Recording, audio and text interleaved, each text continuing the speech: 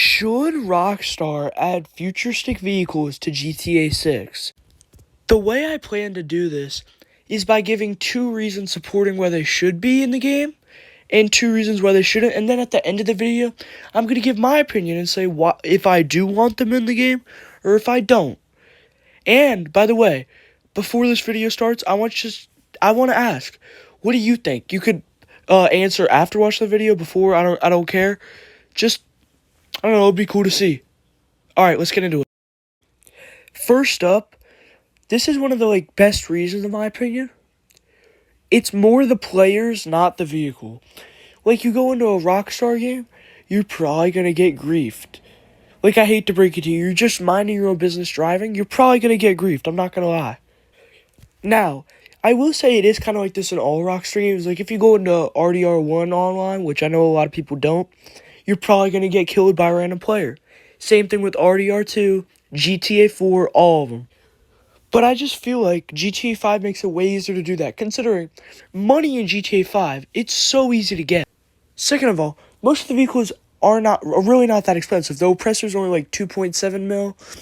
You could get a car with a machine gun on top of it for a milli. Yeah, sure, the Oppressor, a few other cars the Torador and stuff are a little more expensive. But still, if you grind for a little bit, it's not going to be that hard. Now, I will say, the Oppressor is a little bit out of hand, but it's not you can't get it. Now, anyway, getting to the main point of this reason, I heard that they're basically doubling GTA lobby sizes for GTA 6, and considering this is one of the most anticipated games in the whole world, in history, I think there's got to be a lot more players, and considering GTA 5 was the best-selling video game of all time, what on earth is gonna happen when GTA 6 launches, being a sequel to the biggest game of all time? I think it's gonna be even worse than it is in GTA 5 if there's futuristic vehicles. Anyway, next reason. Now we get to our first reason of why it shouldn't be added. Now, this comes to no surprise. I mentioned this in basically all my GTA videos. Griefing. And this is the more main part of the reason.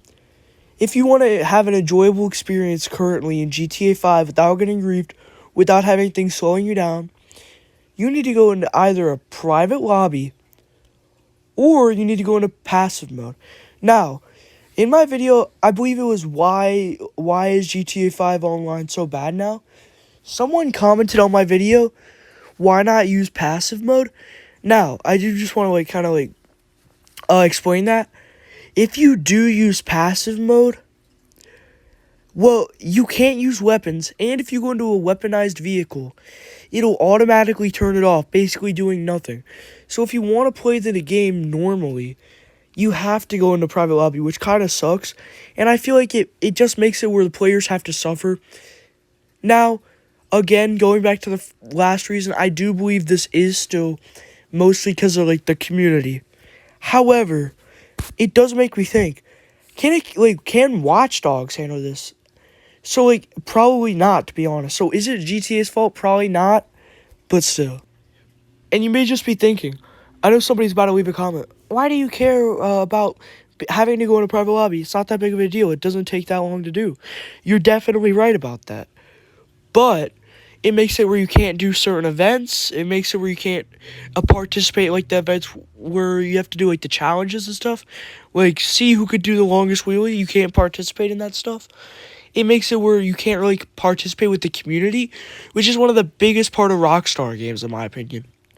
Okay, on to our second supporting reason. The vehicles are just useful. I'm admitting it. All of them are basically really useful for the whole game.